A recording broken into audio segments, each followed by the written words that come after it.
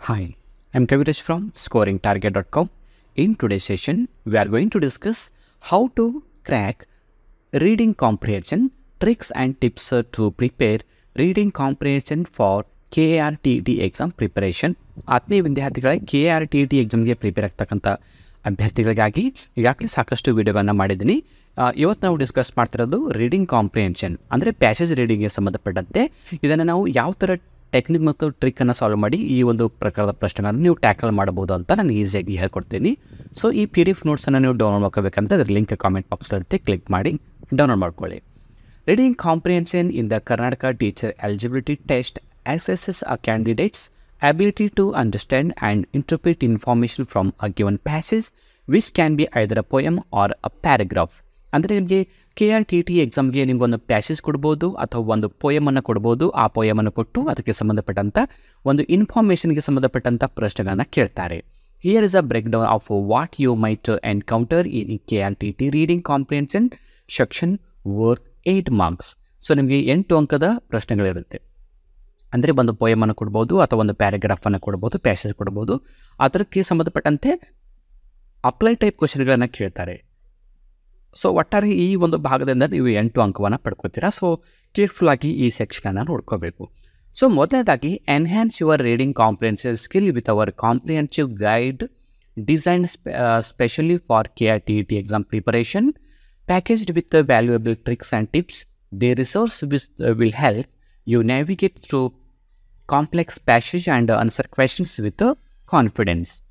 Whether you are beginner or an experienced task taker, our guide offers strategies to improve your understanding of written text and boost your overall performance. With a focus on key concepts and effective reading techniques, this product is an essential tool for anyone looking to excel in a KRTT exam. Structure of the comprehension section. So ನಮಗೆ structure ಯಾವ ಥರ ಇರುತ್ತೆ ಅಂತ ನಾವು ಮೊದಲನೇದಾಗಿ ತಿಳ್ಕೋಬೇಕು. ಅಂದರೆ structure ಅಂದರೆ ಏನು? ರೂಪ ಕೊಟ್ಟಂಥ ಪೋಯಮ್ ಆಗಿರ್ಬೋದು, ಪ್ಯಾರಾಗ್ರಾಫ್ ಆಗಿರ್ಬೋದು, ಈ ಪ್ಯಾಸೇಜನ್ನು ಒಂದು ಸ್ಟ್ರಕ್ಚರ್ ಯಾವ ಥರ ಇರುತ್ತೆ. ಒಂದನೇದಾಗಿ length and format. The reading comprehension section consist of an unseen passage which can be either prose or poetry.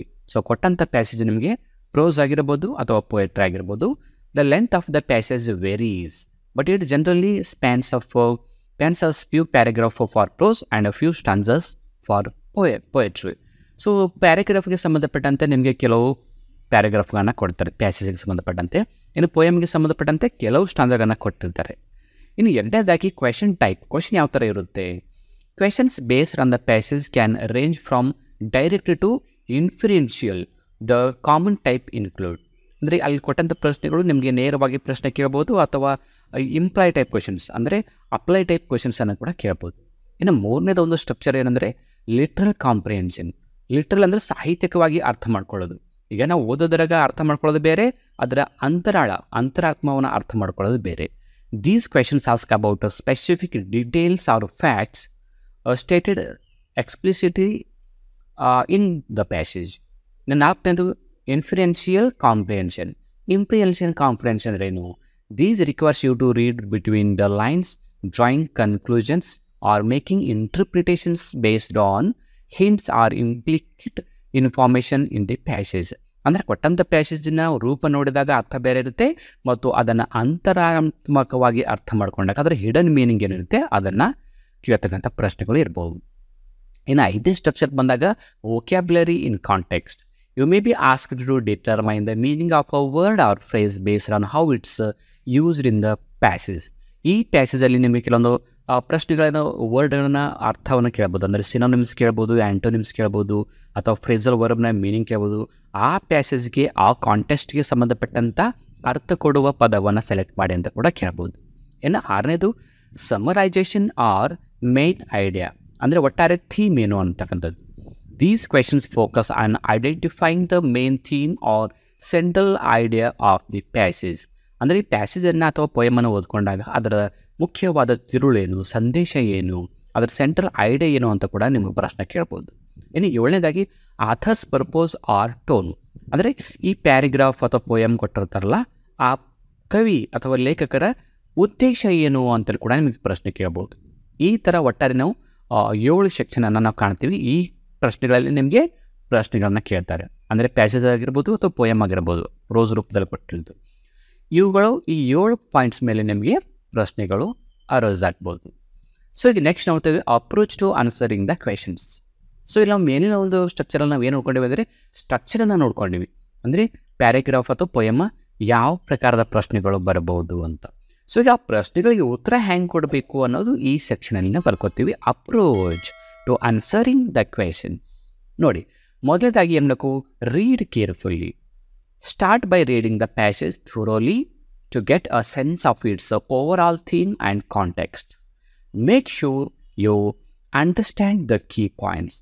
So ಪ್ಯಾಸೇಜನ್ನು ಅಥವಾ ಪೊಯಮನ್ನು ಕೇರ್ಫುಲ್ಲಾಗಿ ಓದ್ಕೊಂಡು ಅದರ ಥೀಮ್ ಏನು, ಅದರ ನೀತಿ ಏನು, ಈ ಒಂದು ಪ್ಯಾರಾಗ್ರಾಫ್ನ ಉದ್ದೇಶ ಏನು ಅಂತ ನಾವು ಆಳವಾಗಿ ಅರ್ಥ ಮಾಡ್ಕೋಬೇಕು. ಇರತಕ್ಕಂಥ ಕೀ ಪಾಯಿಂಟ್ಸ್ ಏನಿರುತ್ತೆ ಅವುಗಳನ್ನು ನಾವು ಹೈಲೈಟ್ ಮಾಡಿಕೊಂಡು ನೋಡ್ಕೋಬೇಕು. ಇನ್ನು ಎರಡನೇದು identify key details. Note important facts, dates, names or keywords that might be relevant to the questions. ಅಂದರೆ ಪ್ಯಾರಾಗ್ರಾಫನ್ನು ಓದ್ತಿರಬೇಕಾದ್ರೆ ಅಲ್ಲಿ ನಾವು ಇಂಪಾರ್ಟೆಂಟ್ ಆದ ಪಾಯಿಂಟ್ಸ್ಗಳಾಗಿರ್ಬೋದು, ಡೇಟ್ಗಳಾಗಿರ್ಬೋದು, ಹೆಸರುಗಳಾಗಿರ್ಬೋದು ಅಥವಾ ಘಟನೆಗಳಾಗಿರ್ಬೋದು, ಅವುಗಳಿಗೆ ನಾವು ಹೈಲೈಟ್ ಮಾಡಿ ನೋಡ್ಕೋಬೇಕು. ಯಾಕಂದರೆ ಪ್ರಶ್ನೆಗಳು ಅದರ ಮೇಲೆ ಬೇಸಾಗಿರುತ್ತೆ. ಇನ್ನು ಮೂರನೇದು understand context. For vocabulary questions use context clues from the surrounding text to deduct meaning. ಇನ್ನು ಪೊಯಮ್ಮ ಪ್ಯಾಸೇಜನ್ನು ಓದ್ಕೊಂಡು ಅರ್ಥ ಆದಮೇಲೆ ನಮಗೆ ವರ್ಡ್ಗಳಿಗೆ ಸಂಬಂಧಪಟ್ಟಂಥ ವರ್ಡ್ ಮೀನಿಂಗ್ ಕೇಳ್ಬೋದು ಅಥವಾ ಆ್ಯಂಟೋನಿಮ್ಸ್ ಕೇಳ್ಬೋದು. ಕೇಳಿದಾಗ ಏನು ಮಾಡಬೇಕು ಅಂದರೆ ಯಾವ ಪದದ ಒಂದು ನಮಗೆ ಶಿನೋನಿಮ್ಸ್ ಕೇಳ್ತಾರೆ ಅಥವಾ ಆ್ಯಂಟೋನಿಮ್ಸ್ ಕೇಳ್ತಾರೆ, ಆ ಪದದ ಹಿಂದೆ ಮತ್ತು ಮುಂದೆ ಬರ್ತಕ್ಕಂಥ ಲೈನನ್ನು ಓದ್ಕೊಂಡ್ರೆ ಆ ಪದದ ಅರ್ಥ ಅಥವಾ ವಿರುದ್ಧ ಪದ ಗೊತ್ತಾಗುತ್ತೆ. ಇನ್ನು ನಾಲ್ಕನೇದು analyse and interpret. For influential questions consider what the passage suggests or implies without directly stating. Think about the implications of the text. ಅಂದರೆ ಪ್ಯಾಸೇಜನ್ನು ಕಂಪ್ಲೀಟಾಗಿ ಓದ್ಕೊಂಡು ಅರ್ಥ ಮಾಡಿಕೊಂಡು ಪ್ರಶ್ನೆಗಳಿಗೆ ಬರೀಬೇಕು. ಕೆಲವು ಸ್ಟೂಡೆಂಟ್ಸ್ ಏನು ಮಾಡ್ತಾರೆ ಅಥವಾ ಕ್ಯಾಂಡಿಡೇಟ್ಸ್ ಏನು ಮಾಡ್ತಾರೆ, ಕೊಟ್ಟಂಥ ಪ್ಯಾರಾಗ್ರಾಫ್ ಇರ್ತಕ್ಕಂಥ ಯಥಾ ಪ್ರಕಾರ ಲೈನ್ಗಳನ್ನು ತೆಗೆದುಕೊಂಡು ಆನ್ಸರ್ ಬರೀತಾರೆ. ಆ ಥರ ಬರೆಯದೆ ಅದರ ಅರ್ಥವನ್ನು ಗ್ರಹಿಸಿಕೊಂಡು ನಮ್ಮದೇ ಆದ ಸೆಂಟೆನ್ಸಲ್ಲಿ ಉತ್ತರವನ್ನು ಬರೀಬೇಕು. ಇನ್ನು ಐದನೇದು answering the questions. Read each questions carefully. ಪ್ರತಿಯೊಂದು ಪ್ರಶ್ನೆಗಳನ್ನು ಕರೆಕ್ಟಾಗಿ ಓದ್ಕೋಬೇಕು. Prefer back to the passage to find evidence of your answer. ಇನ್ನು ಪ್ರಶ್ನೆಗೆ ಉತ್ತರ ಬರೆದ ನಂತರ ಆ ಪ್ಯಾರಾಗ್ರಾಫ್ ಜೊತೆ ಟ್ಯಾಲಿ ಮಾಡಿ ನೋಡ್ಕೋಬೇಕು. Avoid jumping to conclusions not supported by the text. ಇನ್ನು ಪ್ರಿಪರೇಷನ್ ಟಿಪ್ಸ್ ಹೇಗೆ? ಸೊ ನಾವು ನೋಡ್ಕೊಂಡಿವಿ ಪ್ರಶ್ನೆ ಯಾವ ಥರ ಬರುತ್ತೆ, ಪ್ರಶ್ನೆಗಳಿಗೆ ಯಾವ ಥರ ಉತ್ತರ ಕೊಡಬೇಕು ಅಂತ ನಾವು ಪಾಯಿಂಟ್ಸನ್ನು ನೋಡ್ಕೊಂಡಿವಿ. ಪ್ರಶ್ನೆ ಯಾವ ಥರ ಬರುತ್ತೆ ಅನ್ನೋದು 7 ಸ್ಟ್ರಕ್ಚರಲ್ಲಿ ನೋಡ್ಕೊಂಡಿವಿ. ಉತ್ತರ ಯಾವ ಥರ ಬರೀಬೇಕನ್ನೋದು 5 ಅಪ್ರೋಚನ್ನು ನೋಡ್ಕೊಂಡಿವಿ. ಈಗೇನಿದೆ ಪ್ರಿಪ್ರೇಷನ್ ಟಿಪ್ಸ್. ಈಗ ನಾವು ಪ್ರಿಪೇರ್ ಆಗಬೇಕಲ್ಲ ಎಕ್ಸಾಮ್ಗೆ. ಸೊ ಯಾವುದೇ ಕಾಂಪಿಟೇಟಿವ್ ಎಕ್ಸಾಮ್ ಅಟೆಂಡ್ ಆದರೂ ಕೂಡ ನಮಗೆ ಈ ರೀಡಿಂಗ್ ಕಾಂಪ್ರಿಹೆನ್ಷನ್ ಅಂದರೆ ಪ್ಯಾಸೇಜ್ ರೀಡಿಂಗ್ಗೆ ಸಂಬಂಧಪಟ್ಟಂತೆ ಕಂಪಲ್ಸರಿ ಕ್ವೆಶನ್ಸ್ ಇರುತ್ತೆ. 4 ಅಂಕದಿಂದ 8 ಅಂಕದವರೆಗೆ ಇರುತ್ತೆ. ಸೊ ಒಂದೊಂದು ಎಕ್ಸಾಮಲ್ಲಿ 5 ಅಂಕದಿರುತ್ತೆ, ಕೆಲವೊಂದು ಎಕ್ಸಾಮ್ಗೆ 4 ಅಂಕ ಇರುತ್ತೆ, ಕೆಲವೊಂದು ಎಕ್ಸಾಮ್ಗೆ 8 ಅಂಕದಿರುತ್ತೆ. ಸೊ ಯಾವ ಥರ ಪ್ರಿಪೇರ್ ಆಗಬೇಕು? ಮೊದಲೇ friends, practise regularly. Engage in regular reading exercises with different types of texts, prose or poetry to become comfortable with various styles and themes. ನಾವು ಆಗಾಗ ಏನು ಮಾಡಿದ್ರು, ಕವನಗಳನ್ನು ಓದೋದು, ಸಣ್ಣ ಸಣ್ಣ ಪ್ಯಾಸೇಜ್ಗಳನ್ನು ಓದ್ತಾ ಇರಬೇಕು. ಇದರಿಂದ ನಮಗೆ ರೀಡಿಂಗ್ ಫಾಸ್ಟ್ ಆಗುತ್ತೆ. ಯಾಕಂದರೆ ನಾವು ನೇರವಾಗಿ ಎಕ್ಸಾಮ್ಗೆ ಅಟೆಂಡ್ ಆಗಿ ಪ್ಯಾರಾಗ್ರಾಫ್ ಓದಕ್ಕೆ ಹೋದರೆ ನಮಗೆಲ್ಲ ಓದೋದ್ರಲ್ಲಿ ನಮಗೆ ಟೈಮ್ ತೆಗೆದುಕೊಳ್ಳುತ್ತೆ. ಸೊ ಓದೋದ್ರಲ್ಲಿ ಟೈಮ್ ಸೇವ್ ಆಗಬೇಕಂದ್ರೆ ನಮಗೆ ಓದೋದನ್ನು ಪ್ರಾಕ್ಟೀಸ್ ಇರಬೇಕು. ಓದ್ಕೊಂಡು ಆ ಪ್ರೋಸ್ನ ಅಥವಾ ಪೊಯೆಟನ್ನು ಥೀಮನ್ನು ಅರ್ಥ ಮಾಡ್ಕೊಳ್ಳೋಕ್ಕೆ ಟ್ರೈ ಮಾಡಬೇಕು. ಅಂದರೆ ಈ ಥರ ನಾವು ಪ್ರಾಕ್ಟೀಸ್ ಮಾಡಿದ್ರೆ ಏನಾಗುತ್ತೆ, ನಮಗೆ ಈಸಿಯಾಗಿ ಕ್ಲೂಸ್ ಸಿಗುತ್ತೆ. ಪೊಯಮ್ ಪ್ರಶ್ನೆಗಳು ಬಂದಾಗ ಯಾವ ಥರ ಓದ್ಕೊಂಡು ಅರ್ಥ ಬರೀಬೇಕು, ಪ್ಯಾರಾಗ್ರಾಫ್ ಕೊಟ್ಟಾಗ ಯಾವ ಥರ ಓದ್ಕೋಬೇಕು, ಎಲ್ಲಿ ಪ್ರಶ್ನೆ ಇರುತ್ತೆ ಎಲ್ಲಿ ಉತ್ತರ ಇರುತ್ತೆ ಅಂತ ನಿಮಗೊಂದು ಐಡಿಯಾ ಸಿಗುತ್ತೆ. ಎರಡನೇದು work on vocabulary. Enhance your vocabulary to be better equipped for context based questions. ಇದು ಯಾವಾಗಲೂ ನಾವು ವೊಕ್ಯಾಬ್ಯುಲರಿಗೆ ಇಂಪಾರ್ಟೆನ್ಸ್ ಕೊಡಬೇಕು. ಒಂದು ಪ್ಯಾರಾಗ್ರಾಫ್ ಅಥವಾ ಪೊಯೆಟ್ ನಮಗೆ ಅರ್ಥ ಆಗಬೇಕಂದ್ರೆ ಅಲ್ಲಿ ಕೊಟ್ಟಂಥ ಪದಗಳ ಅರ್ಥ ಗೊತ್ತಿರಬೇಕು. ಅದಕ್ಕಾಗಿ ನಾವು ಪ್ರತಿಯೊಂದು ಪ್ಯಾರಾಗ್ರಾಫ್ ಓದ್ತಿರ್ಬೇಕಾದ್ರೆ ಅಲ್ಲಿ ನಮಗೆ ಡಿಫಿಕಲ್ಟ್ ಆದಂಥ ವರ್ಡ್ ಏನಿರುತ್ತೆ ಅದರ ಮೀನಿಂಗನ್ನು ನೋಡ್ಕೋತಕ್ಕಂಥ ಪ್ರಯತ್ನ ಮಾಡಬೇಕು. ಇನ್ನು ಮೂರನೇದು develop critical thinking skills. Practice drawing influences and interpreting the underlying meanings of passage.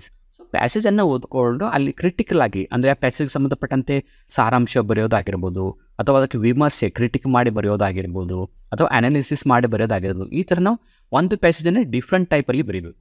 ಒಂದು ಪ್ಯಾರಾಗ್ರಾಫನ್ನು ನಾವು ಓದ್ಕೊಂಡಿವಿ ಅಂದರೆ ಅದರದ್ದು ಸಮರಿ ಬರ್ತಕ್ಕಂಥ ಪ್ರಯತ್ನ ಒಂದೇದು, ಎರಡನೇದು ಅದರದ ಒಂದು ಕಾಮೆಂಟ್ ಅಥವಾ ಕ್ರಿಟಿಸಿಸಮ್ ಬರ್ತಕ್ಕಂಥದ್ದು ಅಥವಾ ಡಿಫ್ರೆಂಟಾಗಿ ಯೋಚನೆ ಮಾಡ್ತಕ್ಕಂಥದ್ದು. ಈ ಥರ ನಾವು 3 ಹಂತದಲ್ಲಿ ಅವುಗಳನ್ನು ಅನಾಲಿಸಿಸ್ ಮಾಡಬೇಕು. ಇನ್ನು 4ನೇದು ಸ್ಟಿಮ್ಯುಲೇಟ್ ಎಕ್ಸಾಮ್ ಕಂಡೀಷನ್ಸ್. ನೋಡಿ ಏನಿದೆ, take practice test to get accustomed to the format and time constants. ನಾವು ಮನೆಯಲ್ಲಿ ಕೂತ್ಕೊಂಡು ಬೇಕಂದರೆ ಟೆಸ್ಟ್ಗಳನ್ನ ಪ್ರಾಕ್ಟೀಸ್ ಮಾಡಬೇಕು. ಅಂದರೆ ಒಂದು ಪ್ಯಾಸೇಜನ್ನು ತಿಳ್ಕೊಂಡು ಅಥವಾ ಒಂದು ಪೊಯಮನ್ನು ತಿಳ್ಕೊಂಡು ಅದಕ್ಕೆ ಒಂದು ಟೈಮ್ ಲಿಮಿಟನ್ನು ಇಟ್ಕೊಂಡು ಇಷ್ಟು ನಿಮಿಷ, ಈಗ 5 ಅಂಕದ ಒಂದು ಪ್ಯಾರಾಗ್ರಾಫ್ಗೆ ಸಂಬಂಧಪಟ್ಟ ಪ್ರಶ್ನೆ ಇದ್ದರೆ ನಾವು 5 ಅಂಕದ ಪ್ಯಾರಾಗ್ರಾಫನ್ನು ಓದ್ಕೊಳ್ಳೋಕ್ಕೆ ಎಷ್ಟು ನಿಮಿಷ ಬೇಕು, ಅದನ್ನು ಆ 5 ಅಂಕದ ಪ್ರಶ್ನೆಗಳಿಗೆ ಉತ್ತರ ಬರೆಯೋಕ್ಕೆ ಎಷ್ಟು ಟೈಮ್ ಬೇಕು, ಅಷ್ಟು ಟೈಮನ್ನು ಸೆಟ್ಟಿಂಗ್ ಇಟ್ಕೊಂಡು ನಾವು ಬರೀತಕ್ಕಂಥ ಪ್ರಯತ್ನ ಮಾಡಬೇಕು. Over all the reading comprehension section tests your ability to understand and analyse written text. So ಒಟ್ಟಾರೆ ಈ ರೀಡಿಂಗ್ ಕಾಂಪ್ರಿಹೆನ್ಷನ್ದಿಂದ ನಿಮ್ಗೆ ಏನು ಚೆಕ್ ಮಾಡ್ತಾರೆ ಅಂದರೆ ನಿಮ್ಮ ಅಂಡರ್ಸ್ಟ್ಯಾಂಡಿಂಗ್ ಎಬಿಲಿಟಿ ಹೇಗಿದೆ, ಅಂದರೆ ಕೊಟ್ಟಂಥದ್ದು ಪ್ಯಾಸೇಜ್ ಅಥವಾ ಪೊಯಮನ್ನು ಓದ್ಕೊಂಡು ಅರ್ಥ ಮಾಡ್ಕೋತಕ್ಕಂಥ ಸಾಮರ್ಥ್ಯ ನಿಮಗೆ ಎಷ್ಟಿದೆ ಮತ್ತು ಅದನ್ನು ಯಾವ ಥರ ವಿಶ್ಲೇಷಣೆ ಮಾಡಿ ಬರೀತೀರಾ ಅನ್ನೋದು, ಈ 2 ಸ್ಕಿಲ್ಲನ್ನು ಮೇನಾಗಿ ನಿಮಗೆ ಚೆಕ್ ಮಾಡ್ತಾರೆ. Which is an essential skill for educators. Being well prepared with a good reading strategy and regular practice will help you perform well in this section. ಈಗ ಇಷ್ಟು ನಾವು ಪ್ಯಾರಾಗ್ರಾಫ್ ಅಥವಾ ರೀಡಿಂಗ್ ಕಾಂಪ್ರಿಹೆನ್ಷನ್ ಬಗ್ಗೆ ನೋಡ್ಕೊಂಡ್ವಿ. ಈಗಾಗಲೇ KRTTಗೆ ಸಂಬಂಧಪಟ್ಟಂಥ ಸಾಕಷ್ಟು ನೋಟ್ಸ್ಗಳನ್ನು ಮತ್ತು ವಿಡಿಯೋಗಳನ್ನ ಮಾಡಿದ್ದೀನಿ. ಅವುಗಳ ಲಿಂಕ್ ಇಲ್ಲಿದೆ ನೋಡಿ. ಒಂದು KRTT ಸ್ಟಡಿ ಮಟೀರಿಯಲ್, ಇವೆಲ್ಲ ವಿಡಿಯೋ ಲೆಸನ್ಸ್ ಇವೆ. ಇನ್ನು ಎರಡನೇದು KRTT PDF ನೋಟ್ಸ್ ಅಂತ ಏನಿದೆ, ಇದೆಲ್ಲ PDF ನೋಟ್ಸನ್ನು ನೀವು ಉಚಿತವಾಗಿ ಡೌನ್ಲೋಡ್ ಮಾಡ್ತಕ್ಕಂಥ ಲಿಂಕ್ ಇದೆ. ಸೊ ಈ PDF ಲಿಂಕ್ ಏನಿದೆ, ಈ PDF ನೋಟ್ಸ್ನ ಲಿಂಕ್ ಕಾಮೆಂಟ್ ಬಾಕ್ಸ್ ಇರುತ್ತೆ, ಇಲ್ಲಿ ಕ್ಲಿಕ್ ಮಾಡಿ ಡೌನ್ಲೋಡ್ ಮಾಡ್ಕೊಳ್ಳಿ. ಈ PDF ನೋಟ್ಸಲ್ಲಿ ಈ 2 ಲಿಂಕ್ ಇರುತ್ತೆ. ಈ ಲಿಂಕ್ ಮೇಲೆ ನೀವು ಕ್ಲಿಕ್ ಮಾಡಿದಾಗ ನಿಮಗೆ ಕಂಪ್ಲೀಟಾಗಿ GPSTR ಮತ್ತು KRTT ಹಾಗೂ CTET ಎಕ್ಸಾಮ್ಗೆ ಪ್ರಿಪೇರ್ ಆಗ್ತಕ್ಕಂಥ ಎಲ್ಲ ಸ್ಟಡಿ ಮಟೀರಿಯಲನ್ನು ಪಡ್ಕೋಬೋದು. ಸೊ ಇವತ್ತಿನ ವಿಡಿಯೋ ತಮಗೆ ಇಷ್ಟ ಆಗಿದೆ ಅನ್ಕೋತೀನಿ. ಇಷ್ಟ ಆದರೆ ಒಂದು ಲೈಕ್ ಮಾಡಿ, ಹಾಗೆ ನಿಮ್ಮೆಲ್ಲ ಫ್ರೆಂಡ್ಸ್ ಗ್ರೂಪಲ್ಲಿ ಶೇರ್ ಮಾಡ್ಕೊಂತ ಇವತ್ತಿನ ಕ್ಲಾಸನ್ನು ಮುಗಿಸ್ತೀನಿ. Thank you.